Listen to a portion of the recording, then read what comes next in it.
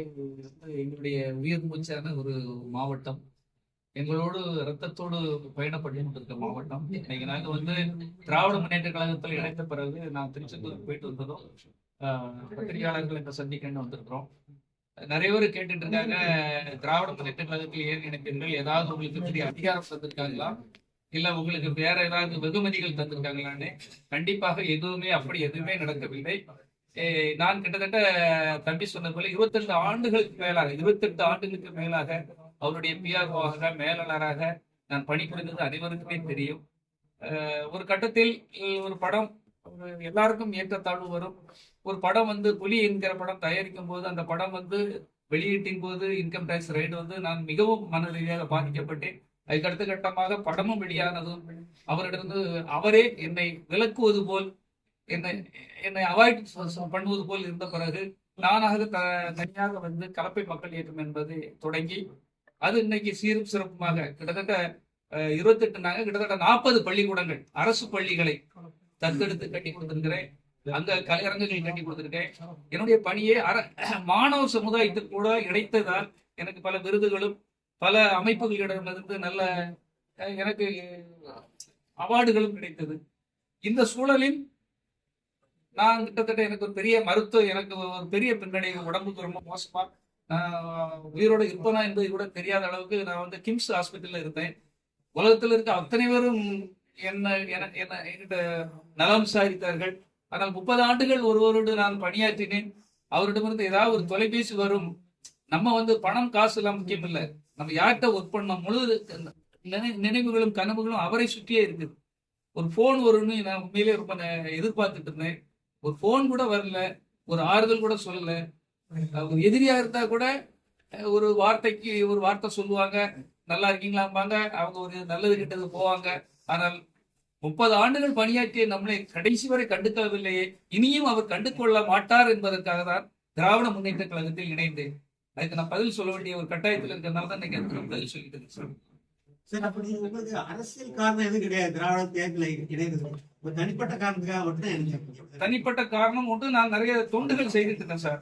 இல்ல திமுக தேர்ந்தெடுத்ததுக்கு அவைக்கால இருந்து திமுக தேர்ந்தெடுத்ததுக்கு அரசியல் காரணம் எதுவுமே கிடையாது. உங்க தனிப்பட்ட காரணம் தான் அவர் மதிக்கல, அதுக்காக வந்துட்டீங்க. ஆமா, மதிக்கலங்கிற மட்டும் இல்ல சார். அதுக்கு அடுத்த எனக்கு பாயிண்ட் இருக்கும் இல்லையா. அதுக்கு அடுத்த கட்டம் என்னன்னா, நான் ஒரு தனி நபரா கலப்பை மக்கள் இயக்கம் மூலமா நிறைய தொண்டுகள் செய்துட்டு இருக்கேன். இப்போ ஒரு அரசு கூட இல்லையா, ஒரு பெரிய கட்சி கூட, ஒரு கட்டமைப்பான கட்சி அதிமுக. கிட்டத்தட்ட 75 ஆண்டுகள் அவங்க ஒரு கட்டமைப்பான கட்சி மட்டுமில்ல, இன்னைக்கு ஆளுங்கட்சியாக இருக்கிறார்கள். இன்னும் அவங்களுக்கு தான் கண்டிப்பாக அவங்க தான் ஆட்சி அமைப்பாங்க.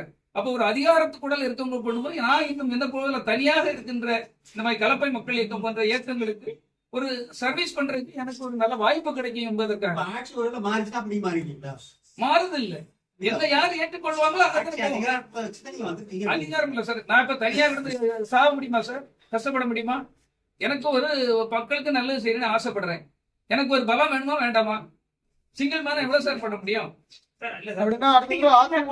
கட்சி ஆரம்பிச்சிட்டாரு, அதனால வெளியே வந்திருக்கீங்களா? இல்ல வருமான வரி சோதனை எப்ப உங்களை கட்டுக்கல, உங்களுக்கு மதிப்பு கொடுக்கல, அப்பத்த காரணம் வெளியே வந்தீங்களா? அந்த காரணங்களுக்காக எல்லாம் வெளியே வரல. அதுக்கப்புறமா நம்ம அங்கதான் இருந்தோம்.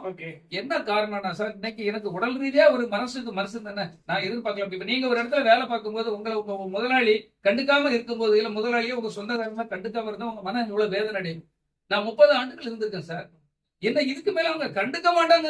எனக்குன்னு ஒரு பயணம், எனக்குன்னு ஒரு ஆதரவு, யாரு ஆதரவுக்காரன் தயாராக கூட நான் போக முடியும். அப்போ உங்களோட தனிப்பட்ட காரணம் தான் அது. பொலிட்டிக்கல் ரீதியா அவர் கட்சி ஆரம்பிச்சனாலயோ அதுக்காக தான் நீங்க வெளியே வரல. அப்படிப்பட்ட கட்சி ஆரம்பிச்சிருக்காங்க, தனிப்பட்ட காரணம் தான். தனிப்பட்ட காரணம்.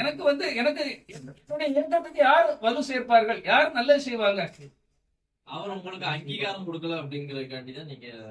ஆமா, நீங்க சொல்றது இருக்காரு அங்கீகாரம் சார். இப்ப எனக்கு அவங்க என்ன சொன்னாங்க சார், ஃபர்ஸ்ட்ல இந்த விஜய் ரசிகர் மன்றங்களாக இருந்தவர்கள், விஜய்க்கு விஜய்க்கு போஸ்ட் ஓட்டினாங்க, விஜய்க்கு கட் அவுட் வச்சுங்க, பாலாபிஷேகம் பண்ணாங்க. விஜய்க்காக உழைத்தவர்களுக்கு தான் இங்க பதவி வழங்கப்படும் புஷி ஆனந்தி அவர் பொதுச் செயலாளர் சொன்னாரு. ஆனா அங்க இருக்கிறவங்க யாராவது ஒருத்தர் இருக்காங்களா? விஜய் ரசிகர் மன்றத்தை சேர்ந்தவர்கள் யாராவது ஒருத்தர் பதவியில இருக்காங்களா பாருங்க. திடீர்னு ஒரு பணக்காரன் யாரு, அவரும் ஒரு நல்ல ஆள்னா பரவாயில்ல, ஒழுக்கமான ஆள்னா பரவாயில்ல. இது ஆதவர்ஜனாங்கிறவர் யாரு, ஒரு லாட்டரி சீட்டு விற்கிற மார்ட்டின் ஜெயில இருக்கும்போது அந்த பொண்ணை வந்து ஏமாத்தி கல்யாணம் கட்டினவர் எல்லாருக்குமே தெரியும். அவர் அங்க வந்து இருக்கிறாரு. அவர் வந்து திமுகவுக்கு போனாரு, அங்க அவருக்கு பருப்பு வாங்கலன்னு அடுத்தால பிசிகாவுக்கு போனாரு. பல இடங்களுக்கு அவருக்கு என்ன அவருடைய தகுதிகள், அவர் வந்து முதன்மை இடத்துல இருக்காரு. அதுக்கடுத்தால பார்த்தா புஷி ஆனந்த், அதுக்கடுத்தா பாத்தீங்கன்னா இப்போ உங்களுக்கு நிர்மல்குமார், செங்கோட்டையன் என்ன தியாகம் பண்ணிட்டாரு இந்த மக்களுக்காக, இல்ல விஜய் ரசிகர் மன்றத்துல இருந்து. அடுத்தால பாத்தீங்கன்னா நாஞ்சில் சம்பத், நிமிஷத்துக்கு நிமிஷம் ஒரு நாளைக்கு ஒரு கட்சி இந்த அதாவது ஒரு மாற்றத்தை தருவோம், விஜய் ரசிகர் மன்றத்தில் உழைத்தவர்களுக்கு தான் முக்கியத்துவம் கொடுப்போம் என்று சொல்லி பதவி கொடுப்போம் என்று சொன்னவர்கள். யாருக்காவது பதவி கொடுத்தாங்களா? புஷி ஆனந்த் சொன்னாலும் உண்மையா இல்லையா? பத்திரிகையாளர்கள் உங்கள்கிட்டே கேட்கிறேன். ரசிகர் மன்றத்தை சேர்ந்தவர்களுக்கு தான் பதவி என்பதை புஷி ஆனந்த் சொன்னாரா சொல்லலையா? சரி, அதை விடுங்க சார். நாளை தலைமுறையை வழி நடத்துற பொறுப்பு எங்கிட்ட இருக்கு அப்படின்னு சொல்றாரு. அவர் என்ன சொல்றாரு? என் ரசிகர் மன்றத்தை சேர்ந்த யாரு? புஷி ஆனந்த். இந்த மக்கள் எவ்வளவு கஷ்டத்துல இருக்காங்க சார். ரசிகர் மன்றங்களுக்கு குடும்பம் இருக்குல்ல, அந்த பசங்களுக்கு வேலையே வேண்டாம், உன்னுடைய போனஸும் வேண்டாம்னு சொல்லி அவருடைய மாநாட்டுக்கு வராராம். இதெல்லாம் எப்படி ஒரு இளைஞர் சமுதாயத்தை எப்படி இவங்களெல்லாம் நம்பி எப்படி சார் போறது? ஒரு பிரச்சனை வந்தா விஜய் போட்டோ எடுத்து பார்த்தா போதுமா? நீ நல்ல வேலைக்கு போடா, நல்ல தொழில் பண்ணுடா, இப்படி ஒரு சொல்றாங்க. யாராவது ஒரு தகுதி உள்ளவங்க இருக்காங்களாங்க? உன் குடும்பத்தை பார்க்கணும், இந்த சமுதாயத்துல நீ எதிர்நீச்சல் அடிக்கணும், உழைக்கணும்னு ஏதாவது எங்கேயாவது ஒரு இடத்துல சொல்லி கொடுக்குறாங்களா?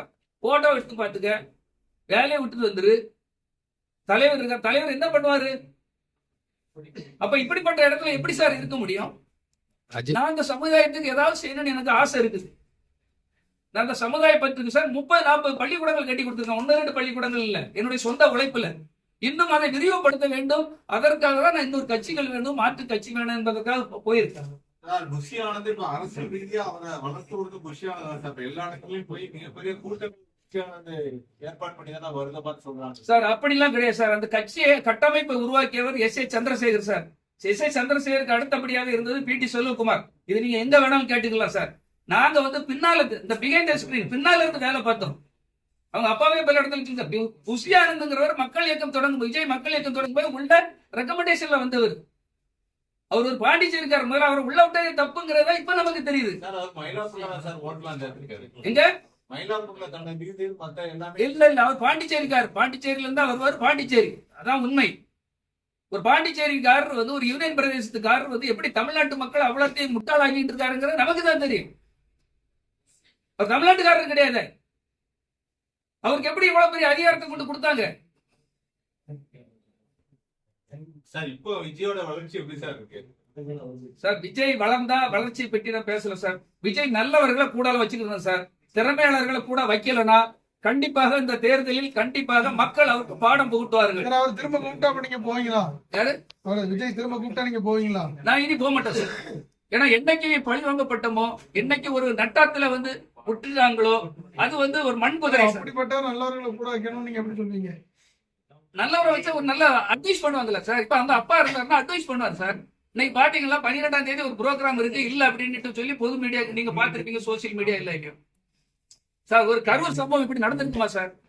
ஒரு சரியான நேரத்துக்கு அன்னைக்கு வந்திருந்தா இப்படி ஒரு சம்பவம் நடந்திருக்குமா சார்? கரூர் சம்பவத்துக்கு முழுக்க காரணம் காவல்துறை தான் சொல்லிட்டு இருக்காங்க. நீங்க திடீர்னு விஜய் திரும்பி வந்து எப்படி சார்? இல்ல இப்பவும் சொல்றேன் சார், கரூர் சம்பவம் உங்களுக்கும் தெரியும், எல்லாருக்கும் உண்மை தெரியும் சார். நடந்த இளைஞர்களும் எவ்வளவு பாதுகாப்பு போட்டுட்டாங்க.